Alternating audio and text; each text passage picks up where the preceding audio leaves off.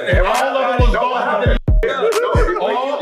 Everybody shut the up and stay in line. Were they on the team the next year? LeBron came out flying What I'm saying is, were they on the? She either gonna be Jimmy for that or goddamn Steph Curry. They ain't gonna be that. What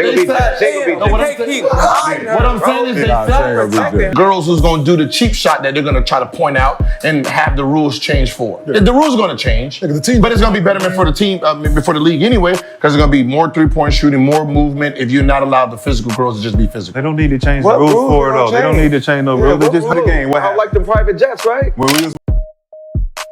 And so here we go again. Welcome back to the Dark Times channel. And before I get started, make sure you guys go and hit that like button for me if you're not new to the channel and you enjoyed the content so far on this channel. Make sure you guys go ahead and hit that subscribe button for me as well.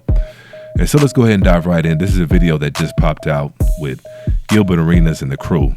And this is probably one of the best breakdowns that I've seen as far as this whole Caitlin Clark phenomenon and situation going on. I'm going to go ahead and let it rip. Jordan came out. My bad. We got somebody at the door.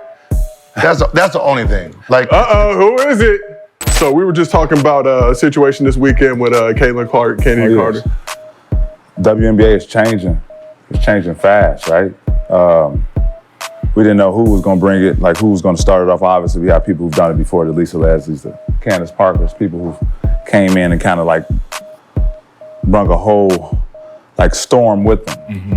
But this woman, Caitlin Clark, you know, she's not the tallest. She doesn't have a crazy frame that, you know, but she got women's basketball on lock right now. And she hasn't really been in a while, and a lot of people haven't seen a lot of it. Anything that happens with her is going to be magnified, right? Which is great for the WNBA. I mean, I've actually practiced with the Minnesota Lynx, and to be in a game, not to be in a game, to be in practice with them and see how physical they are and how they set screens. You know, they got to depend a lot on technique. Technique requires physicality. So absolutely.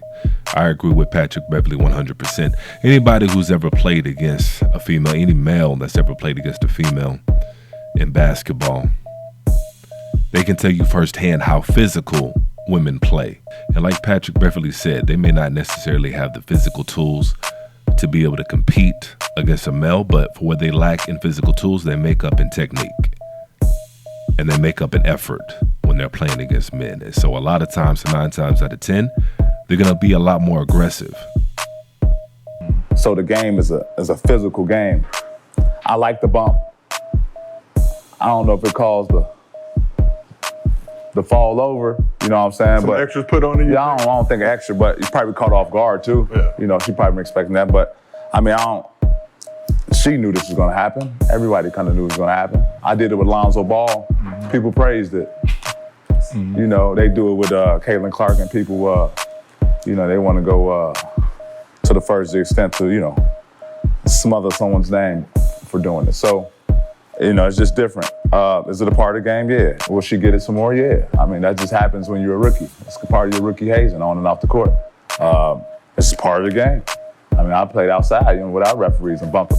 That's just how it goes. Right. You know, you're a hooper, you're a hooper. Let them get 21. Yeah, you know what I'm saying? Like, right. I mean, that's just 21 first. Right, you know what I'm saying? That's just a part of the game. Well, especially those who've actually played the game, you know, so, but it's good. I mean, it's good for both sides. It's good for the WNBA.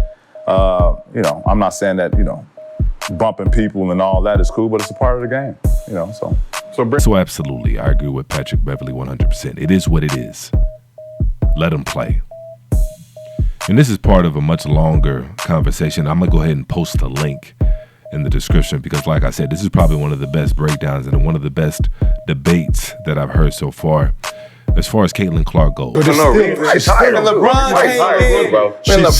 came in, his own teammates was like, man, this high school kid ain't better than me. But then he started killing it. All of them was gone. Everybody shut the up and stay in line. Were they on the team the next year? LeBron came out flying and were they on the? She either gonna be Jimmy for that or goddamn Steph Curry. They ain't gonna be that. Gonna be. What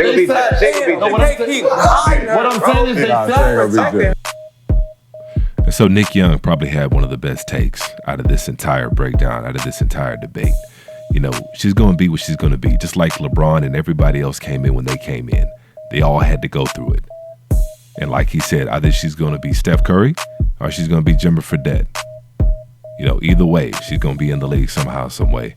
But go ahead and drop a like. If you haven't done so already, make sure you guys go ahead and hit that subscribe button. And as usual, peace and chaos.